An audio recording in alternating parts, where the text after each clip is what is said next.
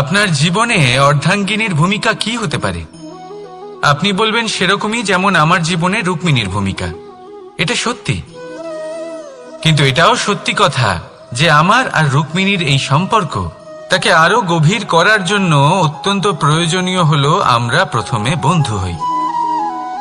একজন ভালো স্বামী বা স্ত্রী হবার প্রথম পদক্ষেপ বন্ধুত্ব, অর্থাৎ সখা প্রেম। যতক্ষণ না এক স্বামী স্ত্রী নিজেদের সম্পর্কে বন্ধুত্বের মাহাত্ম্য বুঝতে পারবেন না, ততক্ষণ এই সম্পর্ক যেন অপূর্ণ থেকে যাবে। আর তারপর এই সম্পর্কে জন্ম নেয় সেই অনুভূতি, যেমন অধিকার, যেমন অভিমান। এই দুই ভাবনা যা এই সম্পর্ক ভাঙার প্রথম পদক্ষেপ হয়ে থাকে। সেই জন্য নিজের দাম্পত্য জীবনে অধিকার ফলানোর আগে নিজেকে জিজ্ঞাসা করুন, আপনি কি আপনার জীবনসঙ্গীর সব থেকে ভালো সখা হতে পেরেছেন? সম্পর্ক আরো উন্নত হবে। রাধা রাধা। বিবাহ। একজন নারীর জীবনে বিবাহের গুরুত্ব কতটা? আসুন আমরা কথা বলি রুক্মিণীকে নিয়ে। একজন নারী যিনি পবিত্র মানসিকতা নিয়ে কাউকে ভালোবেসেছেন, তাকে বিয়ে করতে চেয়েছেন। এবার বিয়ে মানে কাউকে পাওয়া, মানে কারোর হাত ধরে আগামী সমস্ত জীবন তার সাথে কাটিয়ে দেওয়া। এবার আমার হাত ধরে রুক্মিণী বিয়ের সুখ তো নিশ্চয়ই পেয়েছে, কিন্তু ওর এই প্রেমের যাত্রা এর অন্ত হলো না, বরং তা শুরু হলো। এবার রুক্মিণীর জীবনে সেই অধ্যায় শুরু হয়ে গেছে যেখানে ওকে সেই মানুষকে বুঝতে হবে যার হাত ধরে সমস্ত জীবন অতিবাহিত করার সিদ্ধান্ত নিয়েছে সে। এবার এরকম একটা সময় প্রত্যেকের জীবনে এসে থাকে। প্রত্যেকের মানে আপনারও।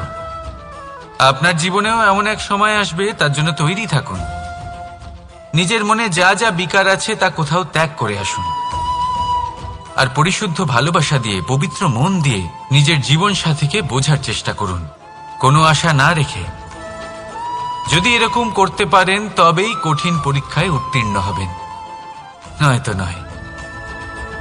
রাধা রাধা। অনেকে আমাকে অনেকবার জিজ্ঞেস করেছেন যে কানাই, রুক্মিণী হলো তোমার অর্ধাঙ্গিনী, তাহলে কেন ওর এই যাত্রা এত কঠিন হলো?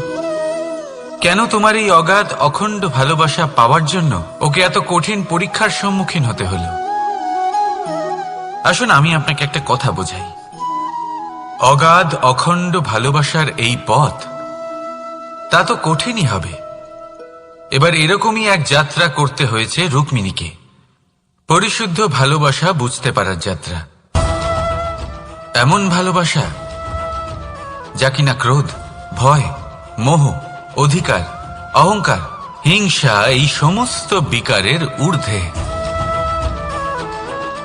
এবার এই যাত্রায় ওকে সাহায্য করবে রাধা।